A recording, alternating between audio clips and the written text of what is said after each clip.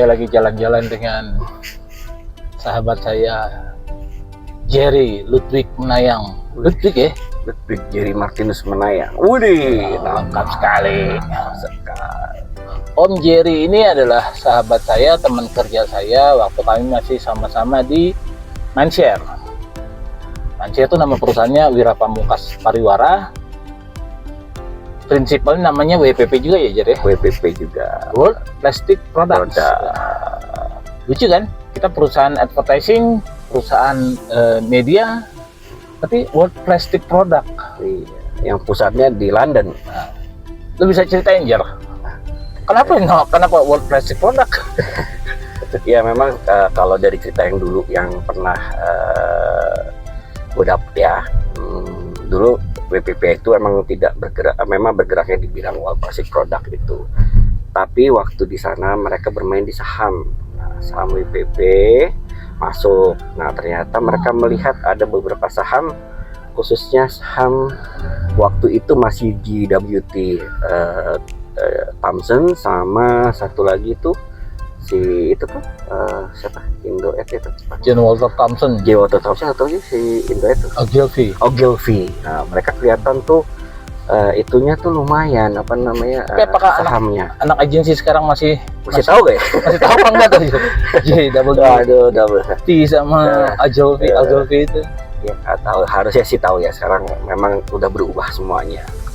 Nah, terusnya dari situ mereka lihat bermain saham, sahamnya mereka itu kelihatan bagus, akhirnya dibelilah sama WPP sahamnya mereka itu. Tapi nggak tahu mana yang duluan dibeli, JWT dulu atau Ogilvy dulu, saya juga kurang jelas di situ. Dan pada akhirnya terbelilah saham itu, di merger jadi yang namanya WPP.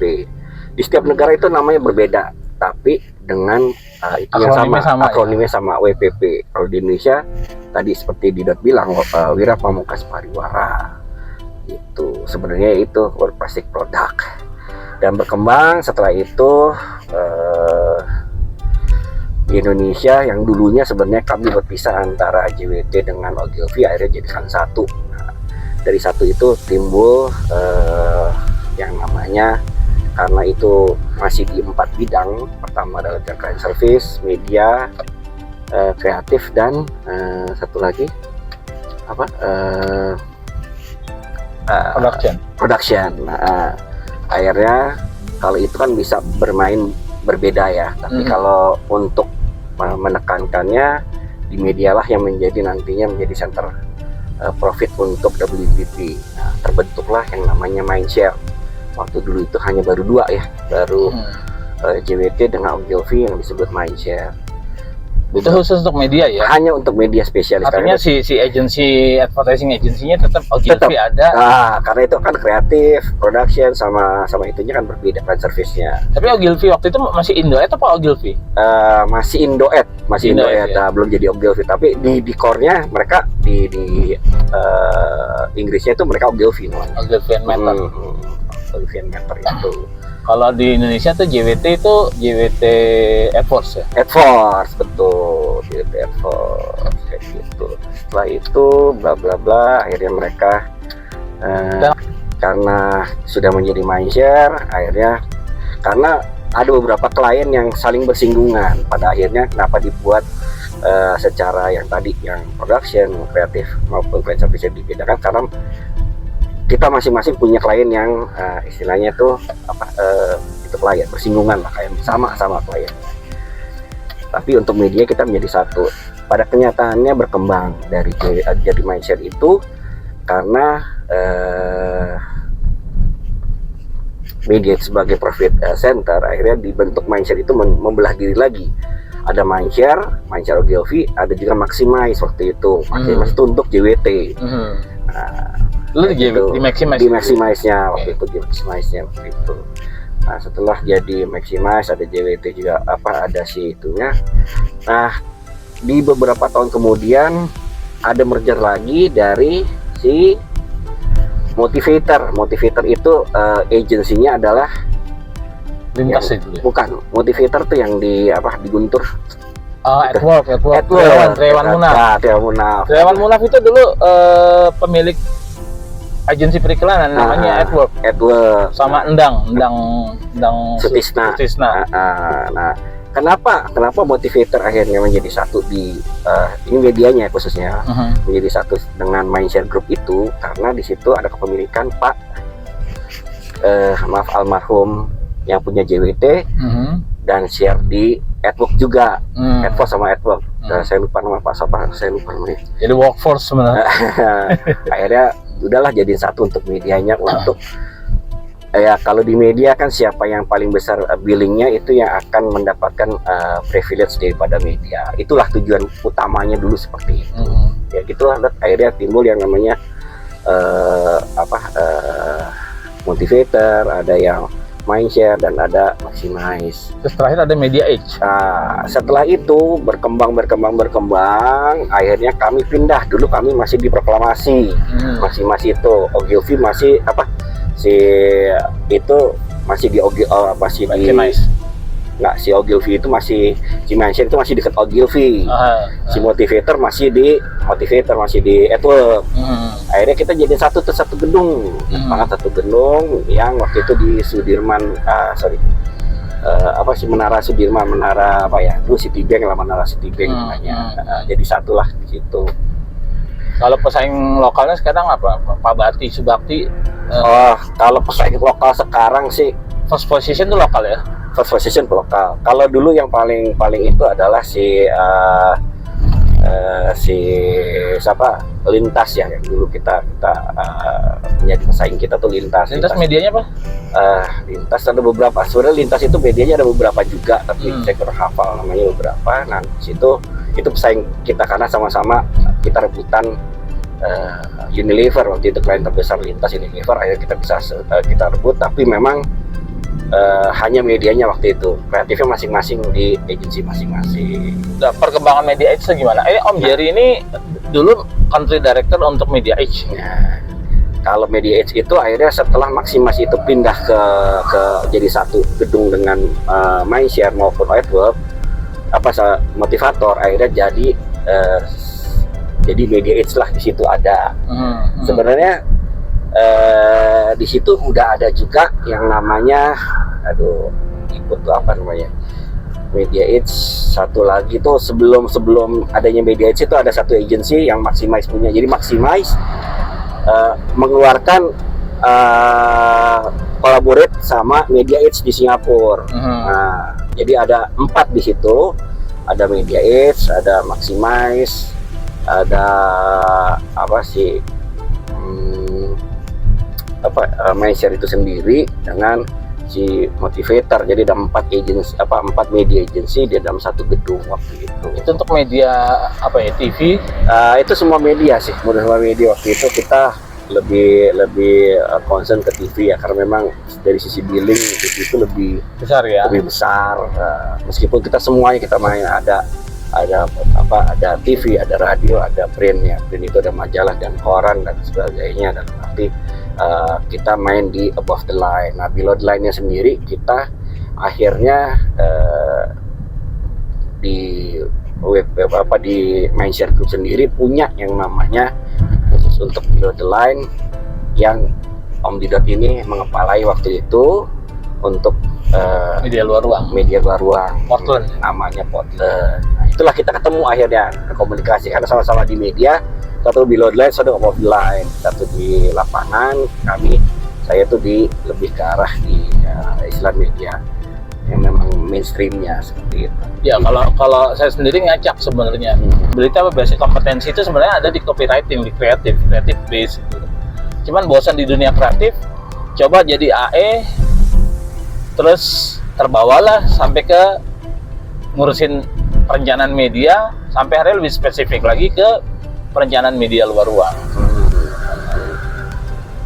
Melengkapi ya? Iya, melengkapi. Jadi ada beberapa klien kan, mereka kan maunya one stop shopping ya, atau services ya. Jadi mereka tahunya adalah yang mau beriklan itu turunannya semua harus ada di TV, radio, print maupun di outdoornya. Nah, itulah akhirnya kita berkolaborasi di situ, jadilah ya kekuatan Mindshare Group itu di situ.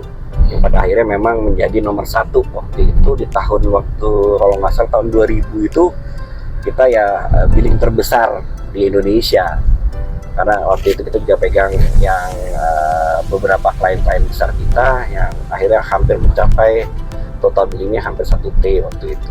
Relatif enak ya, apa namanya, karena dapat supply klien dari ya, nah itu ada beberapa sister company. ada beberapa klien-klien memang bukan klien dari lokal kita, dan waktu bukan klien lokal tapi klien yang memang kita dapatkan dari itu kita apa namanya agensi dari apa kali agensi, jadi partner kita di luar. Kayak Media Age. Kenapa ada Media Age? Karena Media Age itu di Singapura yang pegang DHL waktu itu. Nah, akhirnya di sini karena DHL itu belum ada agensinya, dibawalah Media Age seperti itu, dan lain-lain ya. Ada beberapa lah klien-klien, kita sebut klien-klien regional dengan klien-klien lokal seperti itu. Karena regional kita juga itu banyak beberapa yang ada produk tapi nggak punya agensi lokal, akhirnya ditampunglah di Mindshare dulu seperti itu. Dulu target billing berapa ya? Kalau dulu sih masih 100-an ya, 100 miliar, 200 miliar. Untuk Media Age aja? Untuk Media Age sih dulu kalau pertama kali belum, karena memang masih kecil ya, karena masih PKS dan yang lain-lain itu masih di bawah 50 waktu itu. Tapi dengan perkembangannya akhirnya Media Age itu jadi CIA, terus berganti-ganti. Sekarang saya agak dengan perkembangan ini udah nggak tahu lagi seperti jadi apa namanya, karena kan sekarang lebih ke arah perkembangan perkembangan advertising sendiri, itunya sudah berbeda ya, berarti barometernya sudah berbeda. Yang dulu masih toolsnya pun sudah berbeda. Dulu masih hanya melalui media-media yang boleh kita katakan ya traditional media, sekarang sudah digital media. Nah, itu yang memang merubah kita semua sekarang. Sosial media mainnya. Nah, di digital media sendiri sekarang udah sosial media udah sangat merajai, meskipun memang dari sisi hitung-hitungan sih lebih untung media tradisional dibanding media-media digital. Karena apa? Ya seperti teman-teman tahu bahwa digital itu kita pembeliannya itu bisa sangat random. Tapi itu kan dari sudut pandang kita sebagai orang media, orang perencana media, perencana dan penempatan media kan.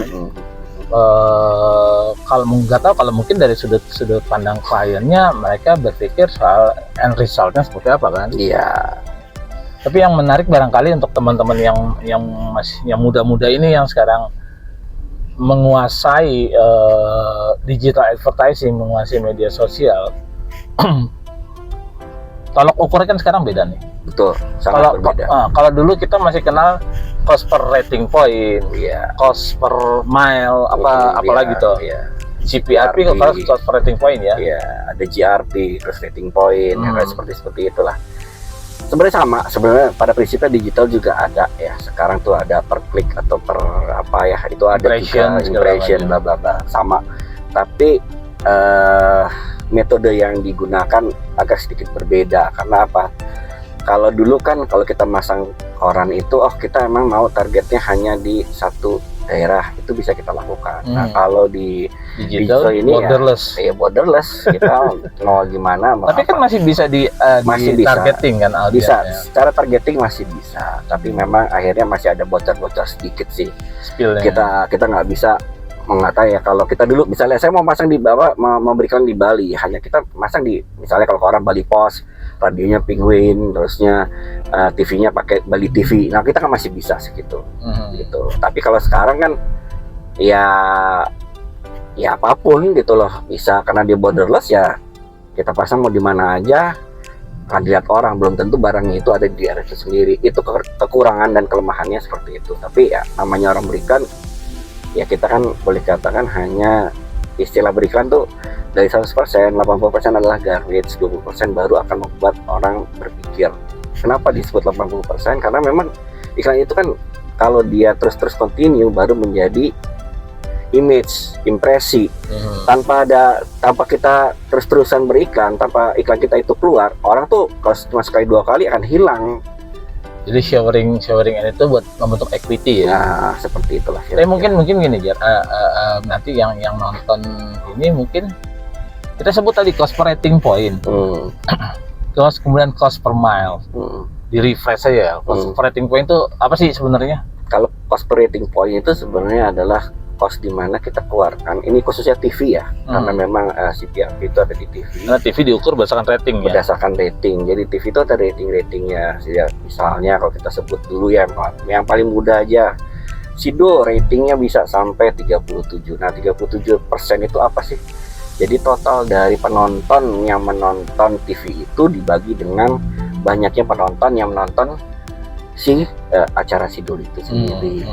Seperti itu. Baru dikalikan dengan pengeluaran kita. Pengeluaran itu apa? Nah, TV itu punya rate card. Nah, rate card itulah yang kita bagi. Misalnya ke 10 juta. Nah, kita bagi itu semuanya dari hasil yang tadi dibagi 10 juta. Berapa kita dapatnya cost per rating point-nya? Media itu dapat untungnya dari selisih atau dari diskon? Kalau media sendiri sebenarnya bukan dari itu. Media itu lebih media dalam artian kita ya, media placement. Iya, media placement itu lebih ke keuntungan kita, profit margin kita pertama biasanya dari kita mendapatkan diskon dari media itu, khususnya TV itu 20% itu pasti. 20%. Nah, di sisi lain ada margin yang kita bisa dapatkan, misalnya kita membuat paket-paket. Nah, paket-paket itulah yang membuat menjadikan margin untuk media kita sendiri, seperti itu, di luar dari 20% itu. Misalnya kan ada yang namanya, kalau di TV itu kan kalau misalnya kita beli paket, ada paket ROS-nya, ada dapat banner, ada dapat teaser, ada yang lain bonus-bonusnya ya. Itu bisa kita rupiahkan menjadi terlihat bahwa angkanya X rupiah. Devaluasi berarti ya. Seperti itu. Kalau cost per mile atau gross rating point? Kalau gross rating point itu GRP itu adalah total dari semua apa yang kita belanjakan. Misalnya klien memberikan, saya punya uang 5 miliar nih, tolong dong dibelanjain ke TV.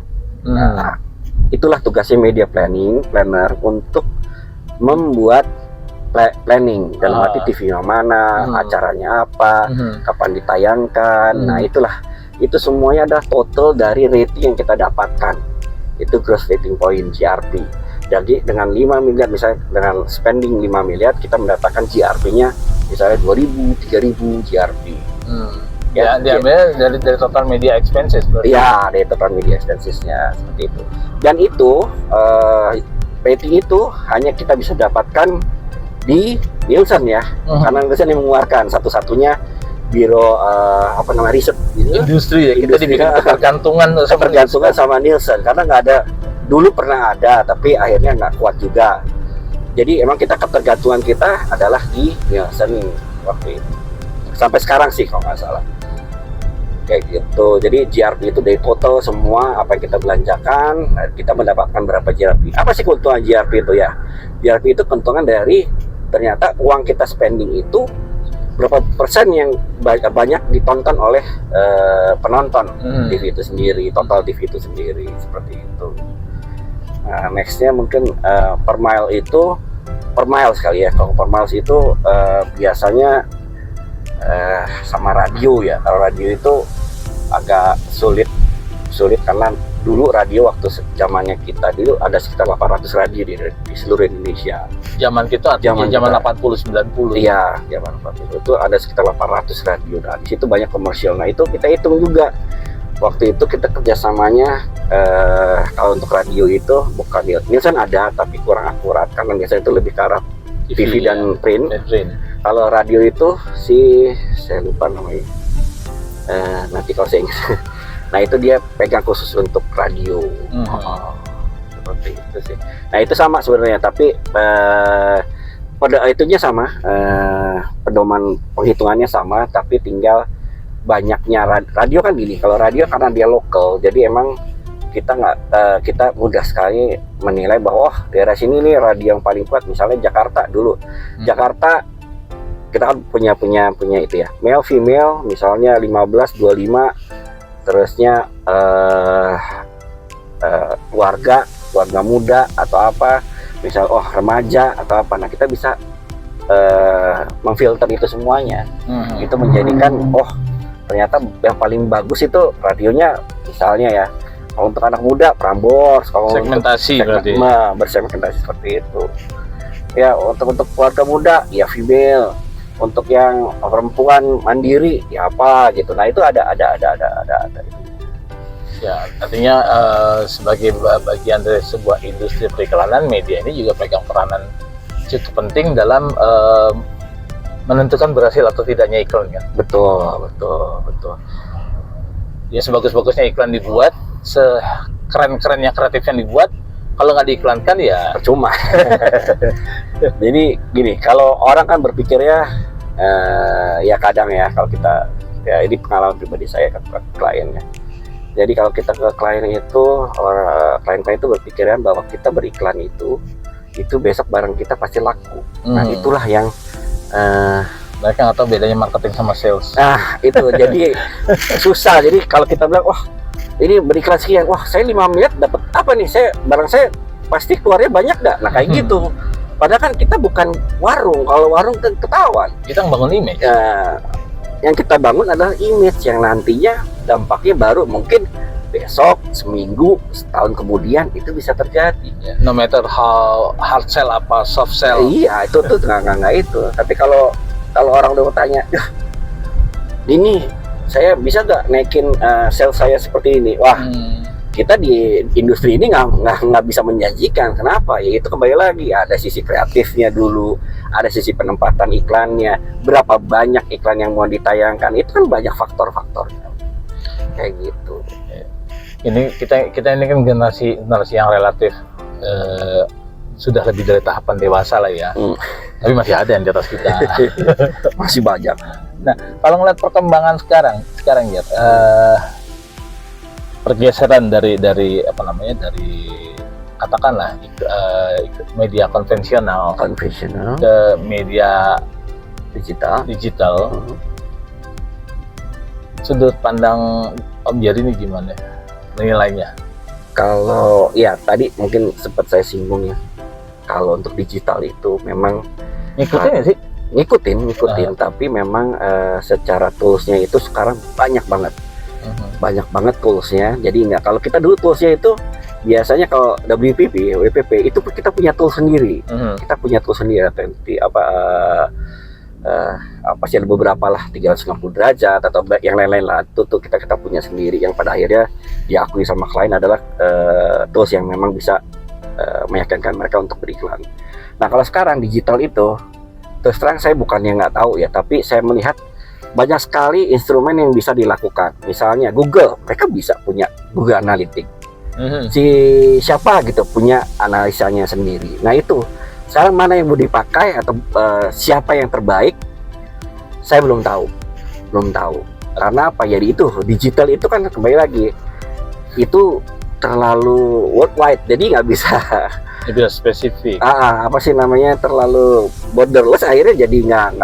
Kalau menurut saya ya pribadi itu kayak gitu. Tapi mungkin teman-teman yang sekarang mendalami digital bisa kasih pandangan ke kita yang profesional media.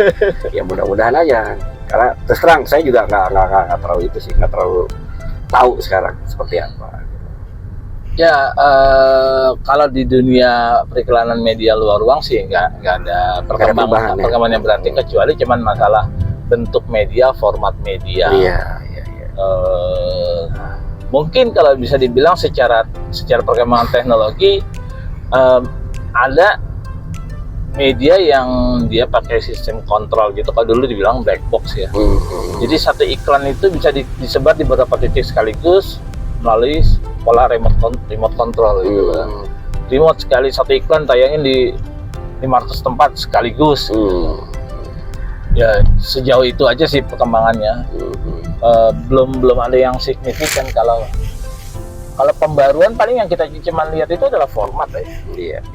Building Sun ya, Videotron yang bentuknya melengkung-melengkung. Iya. 3D-nya juga terlihat lebih bagus gitu. Cuman permasalahannya adalah pengguna iklan media luar ruang